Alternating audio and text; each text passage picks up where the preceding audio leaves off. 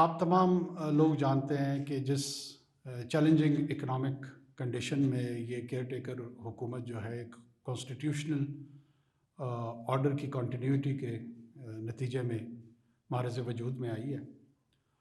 اور اپنے اپنے شعبۂ زندگی میں سمجھتا ہوں کہ one of the best possible professionals جو ہمیں مل سکتے تھے ان کو یکجا کیا گیا، ان کو اکٹھا کیا گیا ہے تاکہ جو چیلنجز ہمارے سامنے ہیں ان چیلنجز کے ساتھ نسبتاً بہتر انداز میں نبردآزما ہوا جا سکے۔ آپ کو پتہ ہے کہ روایتی طور پہ الیکٹورل پروسیس میں ہمیشہ یہ ایک کمی پائی گئی ہے کہ جو حلقے کی سیاست کی بنیاد پہ جو پارلیمان وجود میں آتی ہے اس میں بسا اوقات گورننس کے حوالے سے شاید آپ کو اتنے لوگ میسر نہیں ہوتے ہیں جو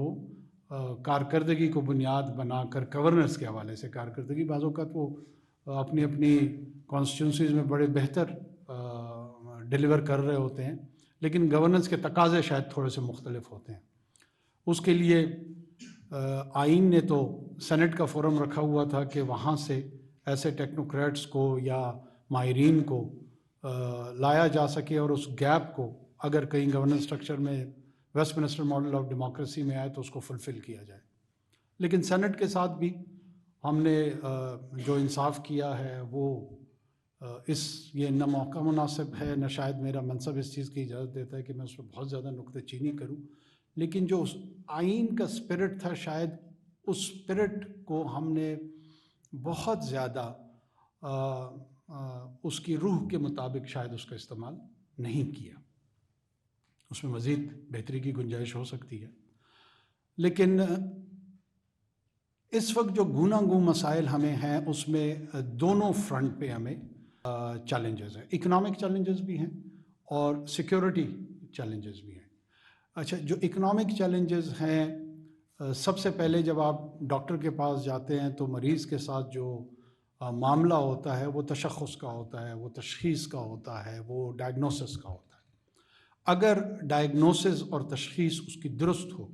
تو پھر جو علاج تجویز کیا جاتا ہے عموماً مریض جو ہے وہ اسے ریکور کر جاتا ہے، لیکن اگر تشخیص ہی درست نہ ہو تو پھر علاج کی جو تجاویز سامنے آتی ہیں بعض اوقات وہ اتنی سود مند نہیں ہوتی۔ حال ہی میں ہم نے ایک احتجاج ایجیٹیشن بجلی کے بلوں کے حوالے سے دیکھا، اور اس احتجاج کے ارد گرد ظاہر ہے ایک جو سول سوسائٹی کنسرن ہے، جو میڈیا کنسرن ہے، جو مختلف شعبۂ زندگی کے ساتھ تعلق رکھنے والے لوگوں کا کنسرن ہے، وہ بڑا اوور ویلمنگ رسپانس آیا۔ میڈیا کے ذریعے بھی ہمیں پتہ لگا، سوشل میڈیا کے ذریعے بھی ہمیں پتہ لگا، اور میں ظاہر ہے ایک ایسا فرد ہوں جو آج سے 3 ہفتے پہلے شاید آپ میں سے کسی کے ساتھ کہیں بیٹھا کافی پی رہا تھا، کسی کے ساتھ گاڑی میں گھوم رہا تھا، اور اللہ نے یہ ذمہ داری اور یہ آزمائش دونوں میرے حصے میں ڈال دی ہیں، لیکن یہ یقین جانیے کہ میں نے چند ماہ بعد پھر انہی کافی شاپس میں اور انہی مواقع پہ اسی طرح آپ لوگوں کے ساتھ انٹریکشن کرنا ہے۔ ہمارا کوئی الٹیریئر نہ موٹیو ہے، نہ پلان ہے، نہ کوئی ایسے larger then life grand ambitions ہیں جس کے تحت ہم کوئی گفتگو کر رہے ہیں۔ یہ احساس ضرور مجھے کھائے جا رہا ہے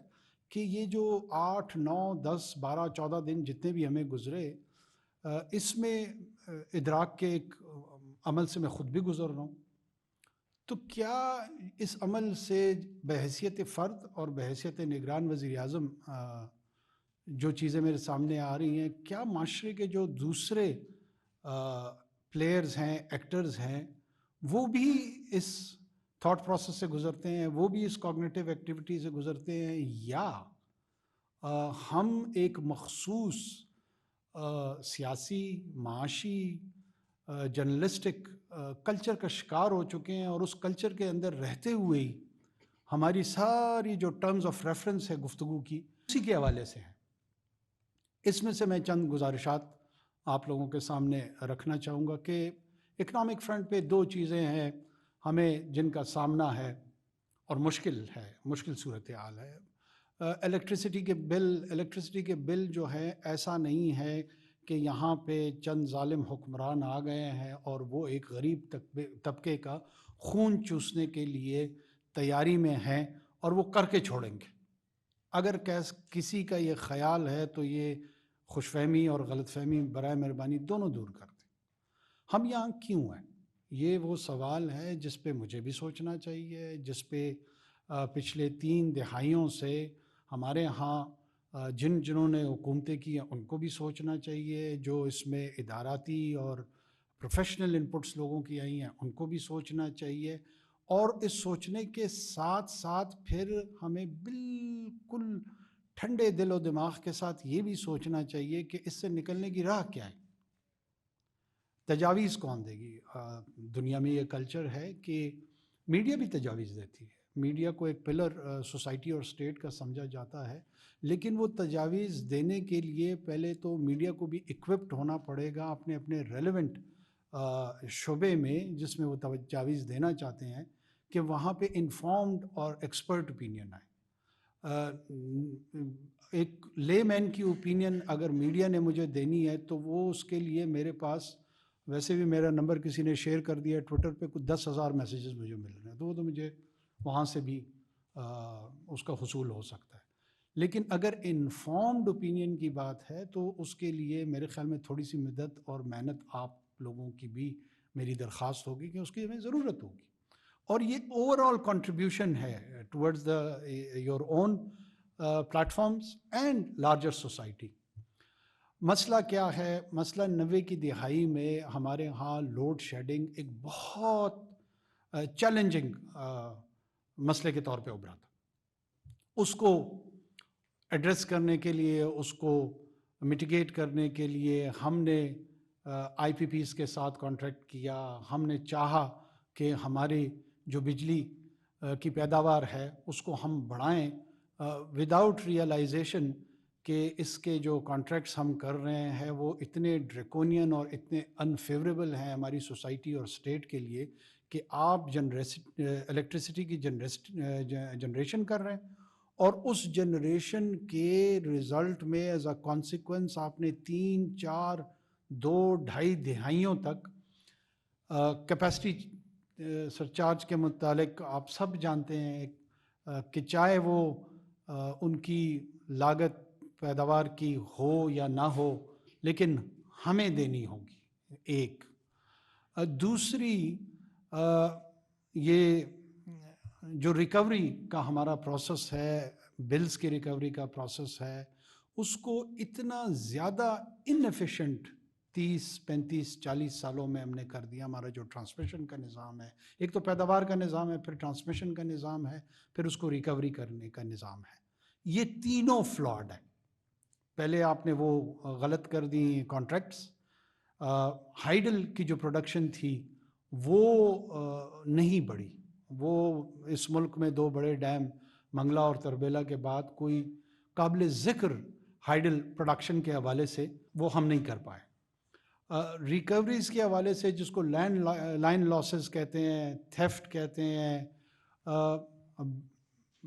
دوبارہ میں مطلب I am seeing it with pain, مجھے I am not gloating over, مجھے کوئی خوشی نہیں محسوس ہو رہی ہے کہ میں اس گفتگو کو وہ رنگ دے رہا ہوں،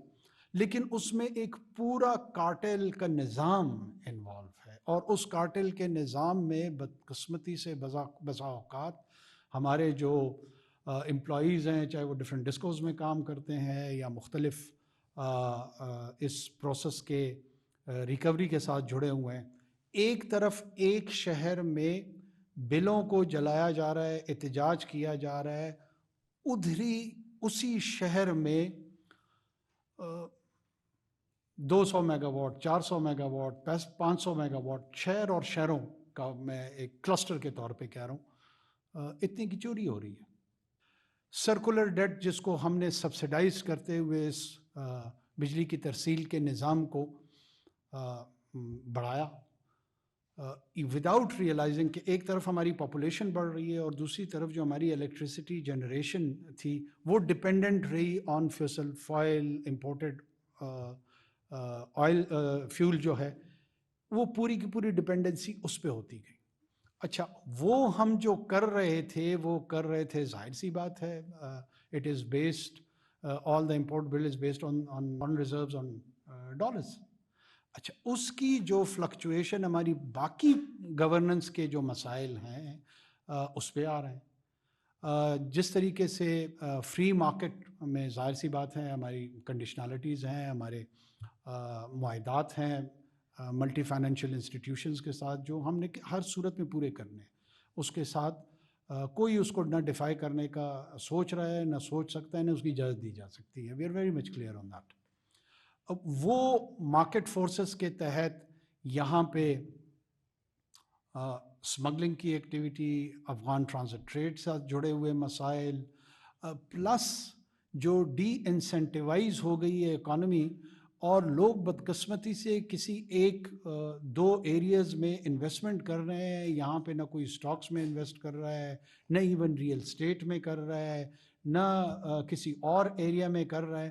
ایک اسٹیگنیشن کا ہم شکار ہوتے جا رہے ہیں. اور جو نان پروڈکٹیو انویسٹمنٹ ہے جس میں کسی بھی چیز کی ویلیو اپریسیشن اس کی ہو رہی ہے, اس پروفٹ پہ ہم بیٹھے ہوئے ہیں. اس میں نہ کوئی کیپٹل کا اور لیبر دونوں کا کوئی سروکار نہیں ہے. کوئی انڈسٹری اس کے ساتھ جڑی نہیں ہوئی ہے, کوئی مینوفیکچرنگ نہیں ہو رہی ہے, کوئی پروڈکشن نہیں ہو رہی ہے.